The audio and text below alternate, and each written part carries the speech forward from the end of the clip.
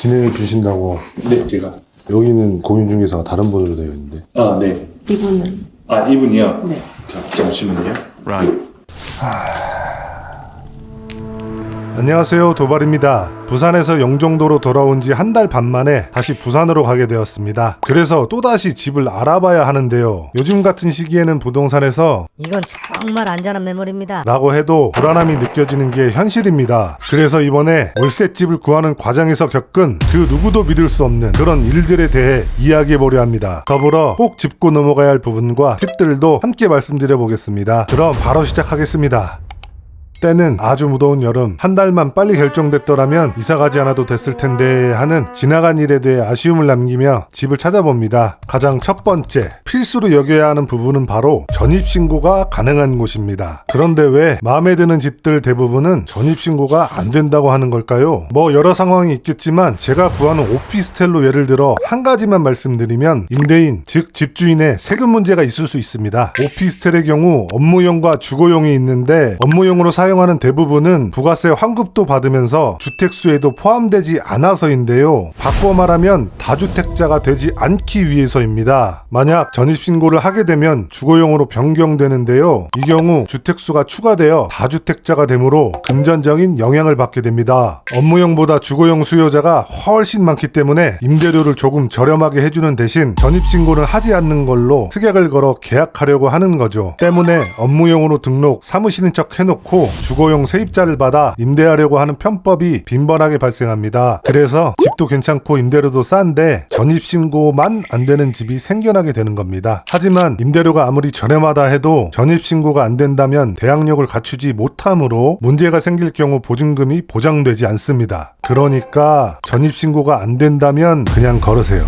두 번째는 거리. 저희는 국제금융센터역을 중심으로 걸어서 10분 이내의 지역으로 알아봤습니다. 아침엔 조금이라도 더 자고 싶은 게 우리 모두의 마음 아니겠습니까? 세 번째는 보증금. 보증금이 높으면 높을수록 월세는 저렴해지는데요. 하지만 내 보증금을 누구에게 맡긴다는 것이 참 신경 쓰이고 부담스러운 일입니다. 그래서 저희는 최우선 변제금 범위 내에서 집을 구하려고 합니다. 그렇다면 최우선 변제금은 무엇이냐? 전세나 월세 사시는 분, 즉 소액 임차인의 보증금을 보호하기 위한 제도인데요. 빚이 깔린 집에 들어간다 해도 소액 보증금 범위 안에만 있다면 최우선으로 변제를 해준다는 뜻입니다. 이 표를 보시면 범위와 변제금이 나오는데요. 지역을 서울로 해서 예를 들어 보겠습니다. 근저당이 있다는 사실을 알고도 보증금 1억에 전세로 들어갔는데 얼마 지나지 않아 집이 경매로 넘어가게 됩니다. 이 경우 저는 후순이지만 소액 보증금 범위 안에 들어가니까 5,500만 원은 최우선으로 변제받을 수 있는 겁니다. 나머지 4,500만 원은 순서대로 진행되어 가져가게 되겠죠. 만약 보증금이 1억 7천이었었다면 최우선 변제금은 받지 못했을 겁니다. 그런데 여기서 많은 분들이 잘못 알고 계신 점이 있습니다. 지금 나오는 표의 기준일을 보시면 날짜에 따라 보증금의 범위와 변제금이 달라지고 시간이 지남에 따라 점점 범위가 확대된다고 보시면 되는데요. 바로 저 기준일을 전입신고랑 확정일자 받은 날로 알고 계시는 분들, 해당 건물 준공일로 알고 계시는 분들이 계신데요. 둘 다 아닙니다. 저 기준일은 등기부 등본에 적혀있는 선순위 담보물건의 접수일입니다. 그러니까 근저당이 언제 설정되었느냐가 기준이 되는 것입니다. 이것이 왜 중요한지 다시 한번 예를 들어보겠습니다. 부산에 있는 집을 23년 8월 8일 보증금 8천만 원에 구했습니다. 그런데 어느 날 경매 집행통보가 날라왔습니다. 8,500만 원까지였으니까 최우선 변제금은 받겠구나 생각했는데 결국 한 푼도 못 받게 되었습니다. 그 이유는 선순위 담보물건 접수일이 22년 1월 1일이었던 것. 그 당시 보증금의 범위는 7천만 원. 그러므로 최우선 변제 대상에서 제외가 된 겁니다. 만약 최우선 변제 대상이었다 해도 전액 변제가 아닌 2,300만 원만 변제되니까 좋아할 상황은 절대 아니겠죠. 그렇기 때문에 저희는 최우선 변제금만큼만 보증금으로 책정했습니다. 이 세 가지를 고려해 마음에 드는 집을 찾았고 부동산에 전화해 바로 입주는 되는지 물어보게 되는데 거기는 전입신고가 안 됩니다. 그래서 저렴한 거거든요. 그 건물 제가 관리하는 건물입니다.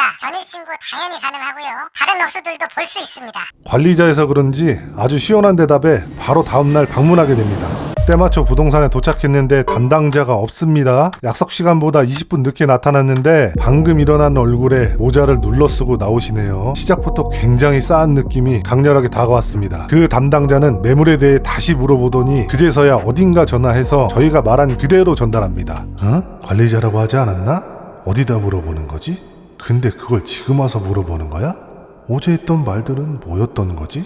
싸함을 넘어 의심이 들 때쯤 전화가 끝이 나고 손님, 이거 어쩌죠? 전입신고 가능한 매물이 없다는데요? 어제는 분명히 있다고 하셨잖아요. 아, 이게 어제는 이렇게 된 거고요. 이렇게 해가지고, 죄송합니다, 손님. 잘못 왔다 생각이 들었지만 저희에겐 시간이 많지 않습니다. 오늘 다시 영종도로 돌아가야만 하거든요. 결국에 담당자가 흔드는 대로 휘둘렸지만 저희가 원하는 매물과 비슷한 집을 골라 가계약까지 마치고 바로 인천으로 돌아오게 됩니다. 이제 이삿날 당일 오후 2시에 약속이라 6시간 전에 출발합니다. 12시쯤 물어볼 게 있어 전화를 했는데 진짜 가지가지합니다. 1시간이 지나도 콜백이 오지 않아 부동산에 전화했더니 자기는 잘 모르니까 담당자에게 전화해보는 게 좋겠답니다. 와, 진짜 돌겠네. 1시 다 돼서 담당자에게 연락이 왔는데 본인은 오늘 참석 못하니 다른 분이 진행해 주실 거라고 합니다. 어차피 계약은 중개사분이 하실 테니까 알겠다고 하고 끊었는데 가만히 있으면 안 될 것 같이 너무나도 찜찜합니다. 또 어떠한 변수가 생길지 몰라서 녹음기를 켜고 부동산으로 향합니다. 자리를 안내받고 임대인분을 기다리고 있는데 계약서를 주시며 어느 분이 다가오십니다. 다른 분이 진행해 주신다고.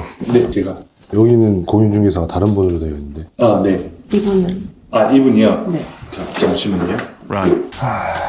공인중개사 자격증은 사무실에 비치하는 게 법으로 정해져 있습니다. 그래서 중개사분의 얼굴과 성함을 봤는데 여자분이셨어요. 그런데 갑자기 남자분이 나타나신 거죠. 공인중개사가 아닌 사람이 계약을 진행하려고 했던 겁니다. 계약은 공인중개사가 직접 진행해야 합니다. 징역 또는 벌금에 처해질 수 있는 행위입니다. 만약 공인중개사가 아닌 사람과 계약을 진행했는데 추후 문제가 생길 경우 공인중개사가 난 자격증만 빌려줬을 뿐 계약서에 서명 날이 나지 않았어요. 책임 회피를 해버린다면 저는 보상을 못 받을 수도 있게 됩니다. 네, 여보세요. 오늘 중개사분이 못 오셔가지고 미리 계약서에 사인을 해놨거든요. 그러면은 중개 도와주시는 분은 중개사님은 아니신 거네요? 뭐 때문에 그러시는데요? 계약할 때는 그 중개사님이 직접 자리에 계셔야 되는 게 맞는 거잖아요. 오늘은 안 되고 내일은 가능하니까 그럼 계약서 내일 작성하시겠어요? 근데 저희는 오늘 들어가야 되는데 계약을 오늘 해야 집에 들어갈 수 있는 거잖아요. 그럼 잔금 입금해서 입주 먼저 하시고 계약서 날인만 내일 하실래요? 돈을 먼저 입금을 했는데 계약서 날인은 내일 한다는 것도 말이 안 되죠. 중개사님이 있으면 사인을 하고 잔금을 입금하면 되는 건데 중개사님이 안 계셔서 그런 거잖아요. 제가 가려면 몇 시간 걸리는데 기다려 주실래요? 저는 지금 실장님이 오시는 게 중요한 게 아니고 이 소장님이 계약할 당시에 계신 게 중요한 거거든요. 오늘 중개사분이 못 오셔가지고 네. 그러니까 중개사분이 계약을 진행을 해주시면서 네. 전체적으로 이거에 대해 설명도 듣고 하는 게 정상적인 거니까. 네. 아, 저희 지금 너무 당황스러워가지고. 네, 그러실 것 같아요. 충분히 그러실 것 같아요. 왜냐하면 요즘에 워낙 또 뉴스에서도 얘기도 많고 해서 이렇게 확인하시는 거 너무 당연한 거예요. 소장님은 오늘 일이 조금 있으셔가지고 안 될 것 같고 다른 대표 소장님도 있으시거든요. 저희가 합동 소장님들이 몇 분 계셔가지고 네. 그렇게 진행을 도와드릴까요? 그럼 이 계약서 이거 계약서 다 다시 이제 다시 해서요? 네네네. 안녕하세요. 안녕하세요. 등록 좀 확인시켜드릴까요? 네.